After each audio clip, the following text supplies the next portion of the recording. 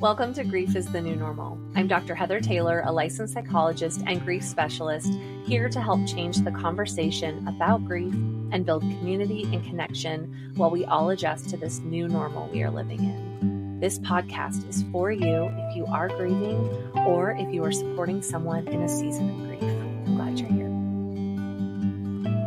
Welcome back, everyone. I am really thrilled to have today's returning guest. We have author Irma Prosser joining us to talk about her new book, Grandma Has No Hair. Irma, welcome back. Yeah, thank you for having me. I've been looking forward to talking to you again in general. And so it's really nice to be on the podcast. Yes, Irma and I really hit it off after the last interview and have stayed in touch off and on. And I even got to read the book before it launched because it just published this weekend, right? Like it just launched this weekend. Yeah, Is that correct? From when we're recording, it published yesterday. And so it's been a whirlwind. And yes, I'm just so thankful because Heather, your quote is on the back of my book because I like to have someone who knows their stuff, who is qualified, who's a professional, who really knows what they're talking about and knows the science and the quality behind it.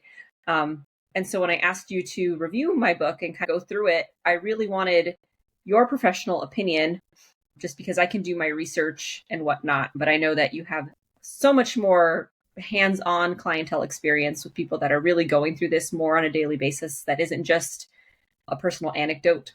And so I'm really happy to have your quote on the back of my book, and I can direct people to you, especially since you have this podcast and stuff, so they can really get to know who you are and why an endorsement from you just means so much and why it really just elevates the quality of my book and just the impact that it can have with people. I thought it was really a well-written story for kids. The title is Grandma Has No Hair, and the premise of the story is from the child's perspective, watching their grandma go through cancer treatments. And like, how do we show up when someone has different energy levels, is going to different activities than the grocery store or being able to take me to the park? What does it look like to engage with a grandparent in a different way? And I thought you created such a thoughtful story to go with that lived experience that really normalized and validated that it's okay for it to feel and look different, and that I can still connect with my loved one even though they're going through something that I don't maybe understand fully. Yeah, and I really wanted it to show kids who really thrive off of a routine, who know what their normal is, and then what that looks like when it's disrupted, but how we can adjust what our day looks like based on that. And so there's a lot of examples in the book of what happens if grandma can't have a hug at that moment for whatever reason. It could be treatment. It could be because we just had a cold and we can't compromise her immune system, things like that. However, it is evident as a caregiver reading this book that is what could be happening. Or if we have to go to the hospital, how can we still show that affection and show that we care to not just a grandparent? It could really be any loved one that's undergoing cancer treatment, but just so that way children can see that there are still possibilities, that they don't need to just say, oh, now it's over. We can still move. We can still live our life daily. And I wanted to give kids examples of what that looks like, along with leaving it open-ended so that way they can say, like, my grandma doesn't have a driveway, or my uncle doesn't have a driveway for me to draw on chalk, but we could FaceTime, we can mail a letter. There's so many other options that they can do to share their affection that would work for whatever individual family it is. That's so great. So I guess what inspired the creation of this story? Yeah, my family has a history of cancer. And so my first real experience with a cancer diagnosis was when I was in high school. And it was a friend's young mom who had cancer. She was only 36 when she got diagnosed, or at least when she was going through treatments. And that was really my first experience. And to see her lose her hair, to see her go from, hey, we're going to pick you up after school and hang out at your house, to now we're just, what's happening? Can I get an update on how she's doing? So that really was my first experience as a teenager. And then my family's history of cancer has really just spanned mostly from women. And that's the personal reason why I chose a grandmother. One of my grandmothers had cancer. And I wanted to show that all these women in my life have really shown strength. The book isn't necessarily geared only toward a grandmother. It's not only geared to a female, but my dedication for myself inside of my book is really just to all the strong women that are in our lives. Growing up, it was a lot of the mom, the grandma's going to do something. I'm Hispanic. We have a matriarchal head of the household. Like, what grandma says goes. So that's really why I wanted to have a female character with a cancer diagnosis. So I have a personal kind of story with cancer that's very fresh. With my family history of cancer, I don't have BRCA, but we do have a lot. I do have a propensity to have female type cancers. So reproductive cancers, breast cancers, things like that. And so I've had to make a lot of really deep personal decisions about my own health and my medical status just from having this take place. And so from seeing kind of both sides of it, here are some hard choices I have to make. And then how do I prep children that have seen my family members go through cancer diagnosis, that I've seen my students who have a mom, who have an uncle, who have a grandpa, who are undergoing cancer treatments while I teach them, and just the grief that I see from them. That was really one of the biggest reasons that I wanted to write this book, because it's affecting kids in their everyday daily lives. Even when us as caregivers, there's multiple of us, but we pass them on from one to the other, and it's still affecting them from when they wake up to when they go to school, when they're at soccer practice, until they go to sleep. And so I really wanted it to be something that we can all kind of work together on, so we can really build a good support network for kids just as they go through their 24/7 lives. I think that's, again, another helpful resource for kids. I think that was something I really loved about the book too, is that when thinking about supportive adults reading this with tiny humans or medium-sized humans, it's also helping give them examples of different things and ways they can interact with their loved one with a cancer diagnosis who's undergoing treatment, so that we don't have to feel like grandma's wrapped up in bubble wrap and that we can't engage, or that like we're going to be too much. But it's giving practical, simple, easy ways to engage, to show affection, to normalize that, okay, we can still be in relationship with someone in ways that feel good when someone's undergoing cancer treatment. We don't have to just be afraid. Oh, completely. And I think as caregivers, we're often left just fretting and worrying as well.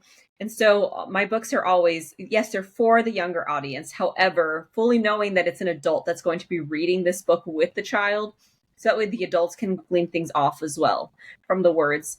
Because I remember feeling that way, thinking, Yeah. I can either do two things. I can either just fret and worry and get into my own head, or I can just go, not feel, numb myself by helping this other person while completely ignoring my own needs, because it can be draining as a caregiver. And in the illustrations, you'll see a lot of parents in the background. They might be helping, or they might be resting. They might be with the child. They might just be in the background watching. And so here are some calm moments to help you remember that you can be calm if you're like how I am. I'm like, let's just go, let's just go nonstop. That like Inside Out 2, I just think of that picture of anxiety, just that tornado happening inside of her brain. I'm like, let's just run and go. So here's some calm moments, but also here's some practical things like, hey, maybe we should like help grandma stand up. Maybe we should walk and help child say hi, but from a distance, and how we can display that. And so lots of the illustrations went into the caregiver side as well. A couple questions about the book. Is there a reason the main character, the main child, she has a cochlear implant in the illustrations? Is there a reason that you chose that depiction? So I don't mention that it's not like an advertisement or anything. This is not a main part of the story, that this child has a cochlear implant.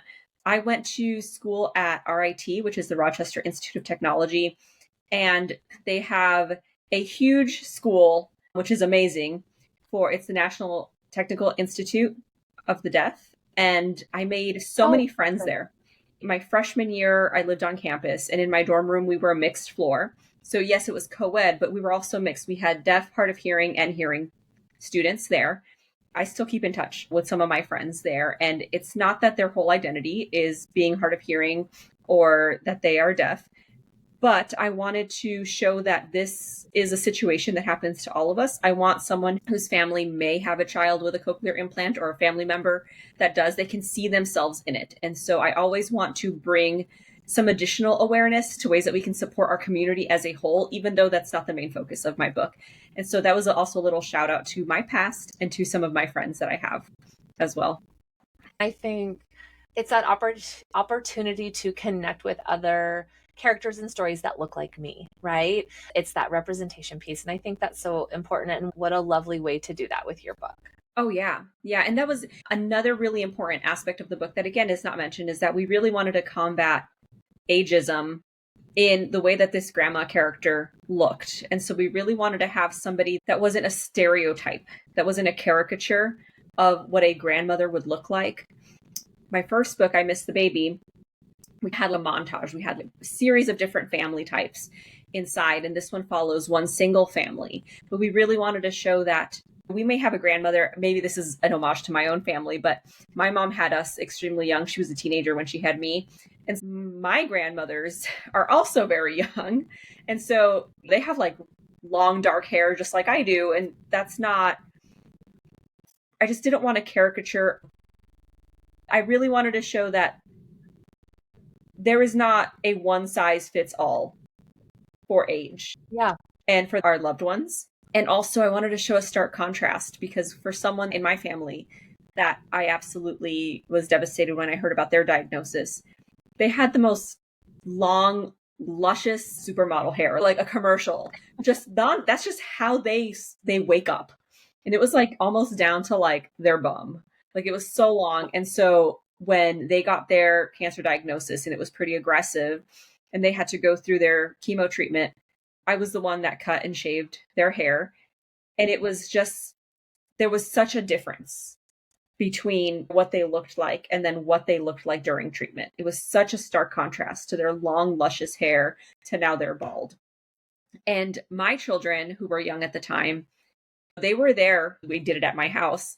And when they saw the first cut, they were all excited because they're like, I want to cut too. And it was like we made it like into this big fun thing. But once like I started shaving it, they realized, whoa, hold on, who are you? It can seem scary. It's a big deal. Kids have issues with just getting a haircut themselves, a trim.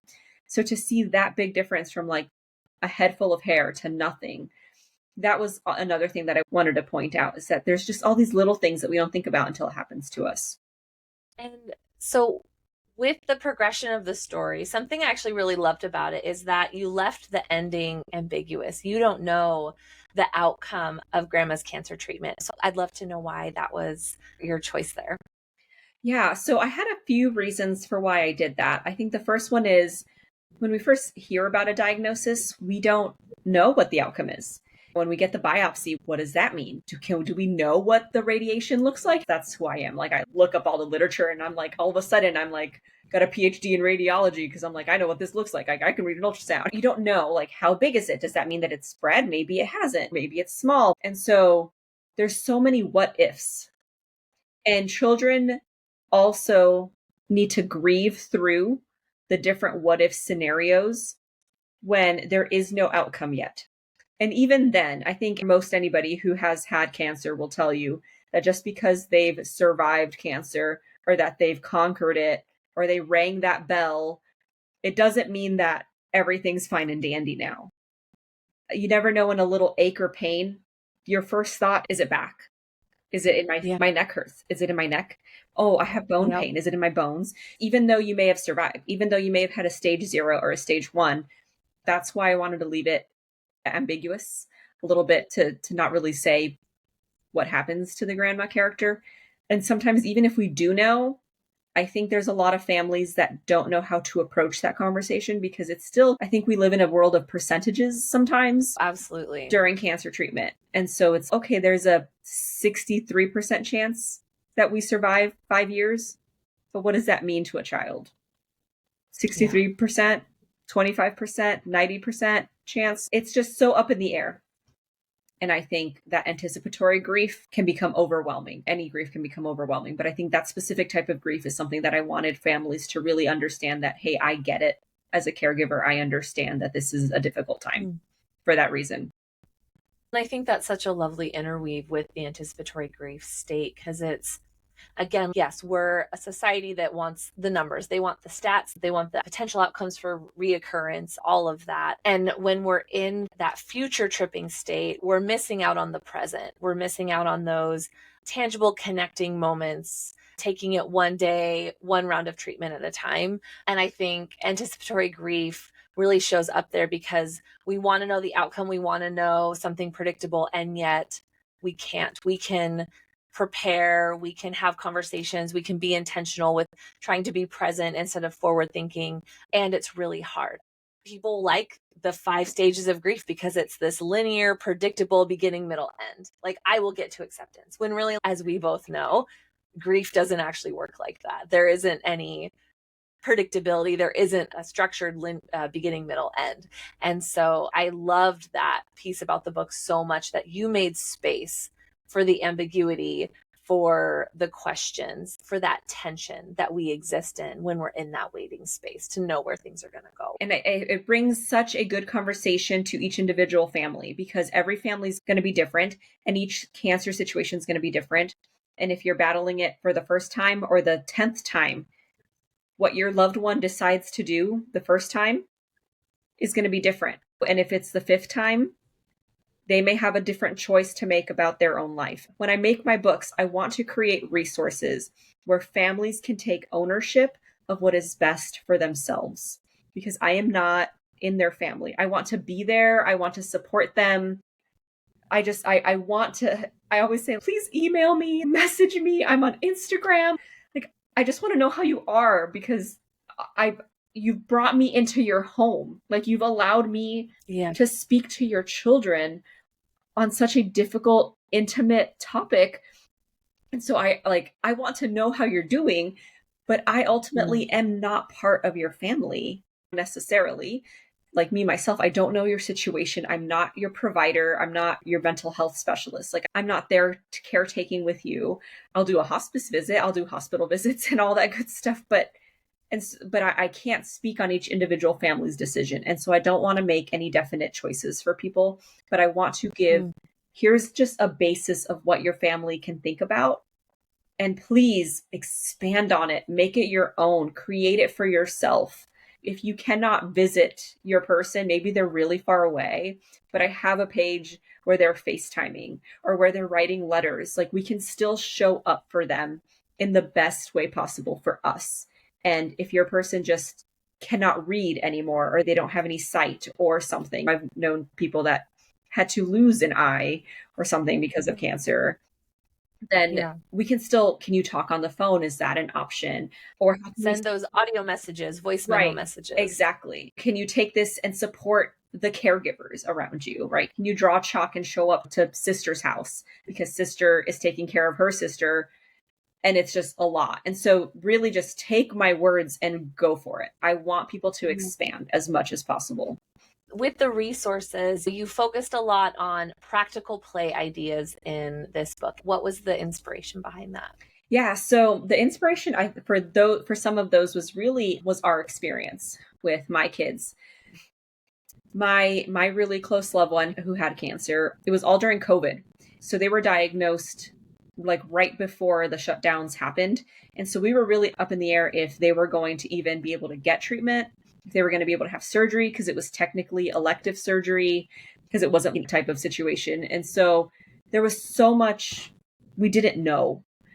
So we did a lot of coloring on the sidewalk. We did a lot of, once we realized we could be together, that's when we really said, all right, well, let's roll with this. But we also did a lot of, before we knew for sure, let's keep our distance. And what are some distance things that we could do? So a lot of the practical play ideas are things that we specifically did. So if you see it in the book, my kids did it for sure.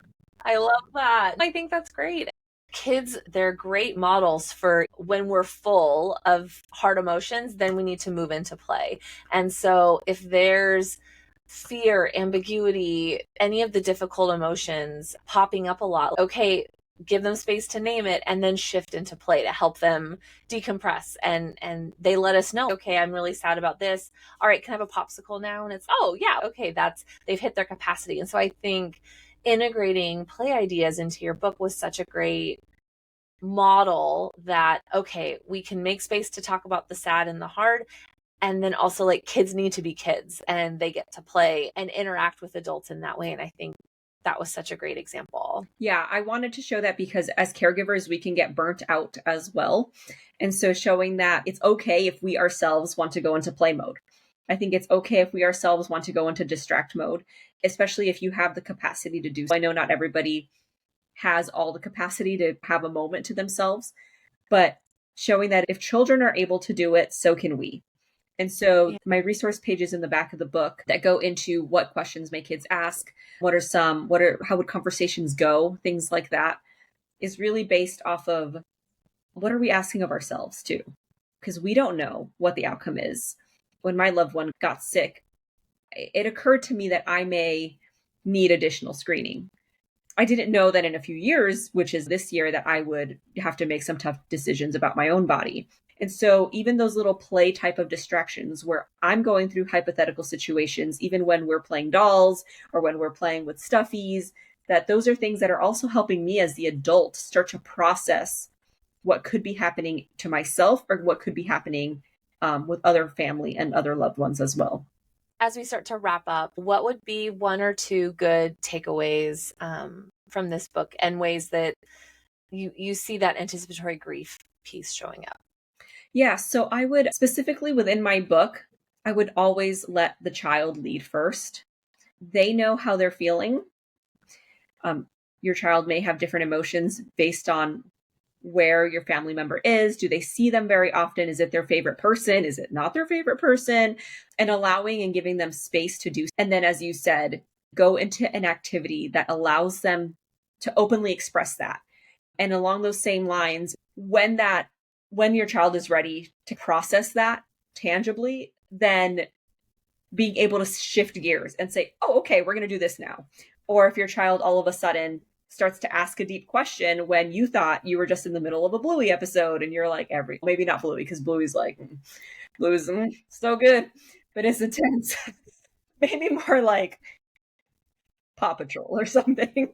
That's okay. But when you're like in the middle of a Paw Patrol episode, for example, and then your child all of a sudden asks this deep question about, am I going to die of cancer one day? Like being able to say, okay, we can shift this conversation to at this moment because my child is showing signs that they're ready to have this conversation. And then again, being able to shift out of it and not push to either, because they might want a simple answer and they might want to talk about it and really dig deep, or they might say, oh, okay, and then go on and play. That was enough for them. That was their limit. And then if I still have unresolved things that I need to think about from that conversation, then I can focus on that on my own and not place that burden onto my children as well. And those are really heavy little takeaways, but they're good things to keep in mind because they will happen often during a cancer diagnosis. Irma, how can people access your book? What's the best way to get in touch with you? All those good connecting details. Yeah, my website is irmaprosser.com. That's IRMA and then PROSER.com. And I'm also on Instagram and Facebook under Irma Prosser author. My book is available on Amazon so far, and then also on my website directly. So you can message me on my website. People can bulk order or order signed individual copies at a discounted price. If it's a bulk order, depending on the number of books, that's how I'm able to go to places and donate in person. So you'll see me on my stories on Instagram and on Reels going to places. That's because someone has decided to order several copies of the book to hand out. You can also go on there to order a signed copy as well. I can mail it to you, to a hospital, to your loved one directly. Whatever way I can help, I will help. That's amazing. Thank you so much for coming on and sharing about your new book. Remember, it's called Grandma Has No Hair. It's available on Amazon. And we wish you the best of luck with your next writing project, which I'm sure is already percolating up there. Don't get me started. Don't get me started. I'll be on again. I'll just say that much. I'll be on. Can't wait. Can't wait. All right, listeners, remember to be kind to yourselves today, and we will see you next time. Take care. That's it for today's episode of Grief is the New Normal. If this conversation resonated with you or you think it might benefit someone else, please share it. Sharing can open doors to healing, understanding, and normalizing these griefy conversations. If you're craving deeper insights or ongoing support, consider signing up for the Grief Gap newsletter. It's packed with resources, tips, and personal stories to help you navigate your grief journey. Visit the website www.griefisthenewnormal.com to subscribe. For those who prefer a more personal touch to their healing process, check out my grief journal, Authentically Unapologetic. It's designed to help you explore your grief on your own terms with prompts and exercises that encourage reflection and growth. I'm Dr. Heather Taylor, and I look forward to our next meaningful conversation. Our soothing tunes are provided by the Datacorns. If you're interested in sharing your story, collaborating, or learning more, please email me at hello@griefisthenewnormal.com. You can also stream the episodes on YouTube for more engaging content. Until next time, keep exploring your grief with intention and support, remembering you don't have to do this alone.